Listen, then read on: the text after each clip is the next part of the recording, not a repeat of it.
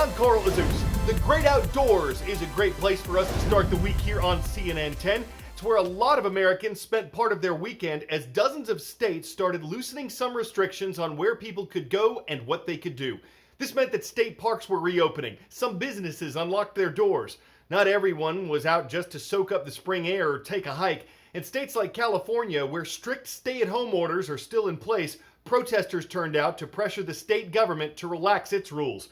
That's set to happen Monday in some counties of Northern California, with restaurants and shopping malls reopening, but it's not statewide.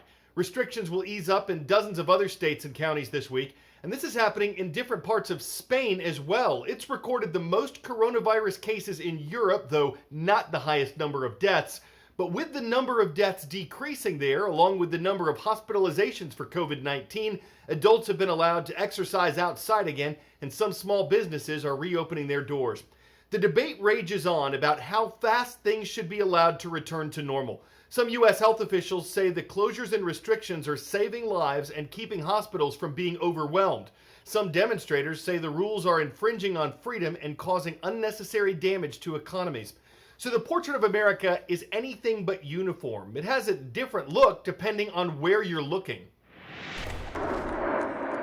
Sunny spring weather along the East Coast brought out spectators in droves Saturday to watch the Blue Angels and Thunderbirds conduct formation flights in Washington, Baltimore, and Atlanta, saluting medical workers and first responders on the front lines of the coronavirus crisis. Crowds gathered at the National Mall defying requests from officials to stay at home to watch the flyover.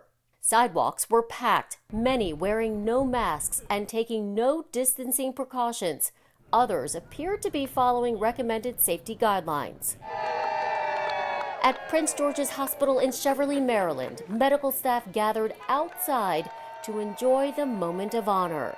Our staff have been working tirelessly to treat the community and to see the level of response and appreciation and let them have a chance to kind of let their hair down for a second and really take it all in. While Georgia, one of the first in the country to begin lifting stay-at-home orders, allowing barbershops, malls, and other businesses to reopen, scores of people flocked to local parks to view the flyover.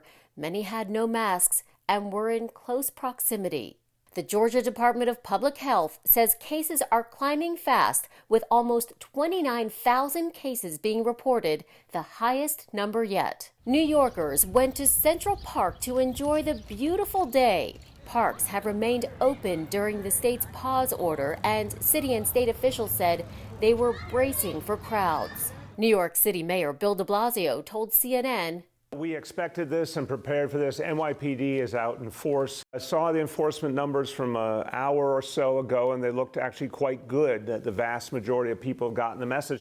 The New York City Parks Department told CNN in a statement Saturday that while there was a volume of visitors in Central Park and in Brooklyn's Prospect Park, most were in compliance with social distancing guidelines.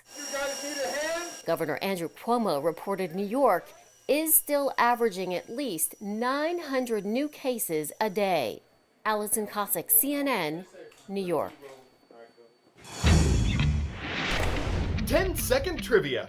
Which of these insects would you find in the family Vespidae? Hornet, honeybee, firefly, or mantis? Vespidae includes insects like yellow jackets and hornets. Next up, Asian giant murder hornets. Sounds like an old school horror movie, but these insects are real, and for the first time, they've been spotted in the United States. Asian giants are the world's largest hornets. They can kill a person with multiple stings, that's why they're known as murder hornets, but they're a bigger threat to bees, as a few hornets can take out a beehive in a matter of hours. Beekeepers in Washington state say they've seen piles of dead bees. Scientists don't know how Asian hornets got to Washington. Sometimes they hitch a ride on international cargo. Sometimes humans intentionally bring them to other places. Officials in Washington say if you see a giant hornet, call the State Department of Agriculture and don't try to kill it yourself. From the Canary Islands off the west coast of Africa to the Caribbean island nation of Barbados, there are about 3,000 miles of Atlantic Ocean. In 2011, Sonia Baumstein decided she'd row it. She hasn't been as successful with every expedition, but nothing can sink her passion.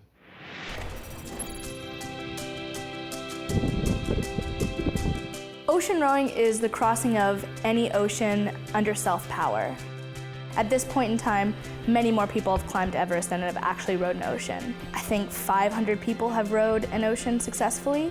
It's a hard thing to say that somebody could just throw themselves into it and accomplish a full ocean row safely, but anything is possible. My name is Sonia Baumstein. I am a professional adventurer, and I'm also the owner of a company called Spindrift Rowing, and we produce expedition ocean craft. Were you on this type of boat for your solo crossing? This is my boat. This is your boat? Yeah. I've spent 3 years of my life, 6,000 miles of open water. It's 3 seasons on the water in this boat. This carried 180 days worth of food for me, and I still had room in the aft cabin.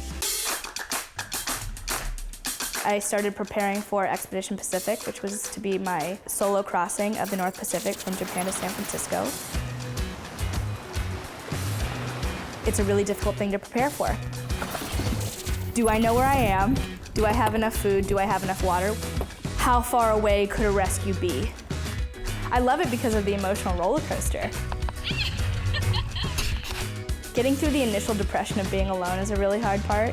The schedule is the hardest part of anything, is committing to what that's going to be and not thinking too far ahead. So to be very present is a very difficult thing, I think, for anyone. Typically, I use music as a reward.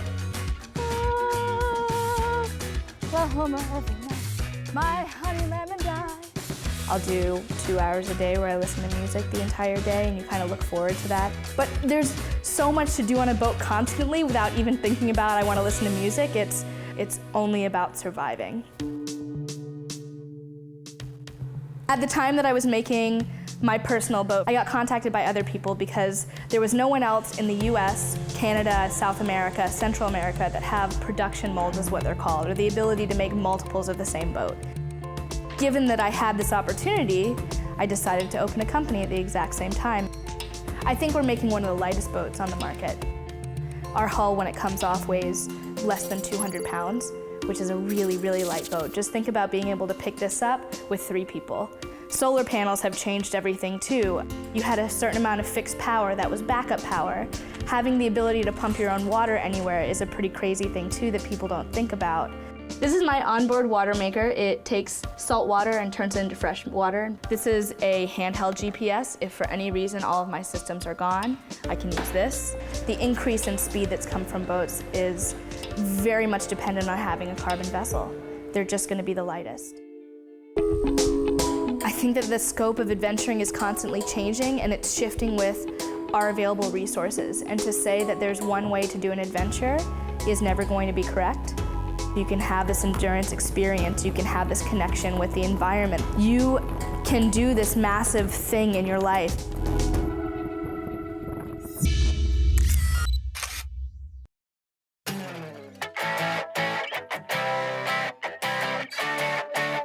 After starting with coronavirus and murder hornets, we thought we'd end today's show on something silly. A series of silly walks, for instance. A family in California designated part of a sidewalk outside their home as a silly walking zone.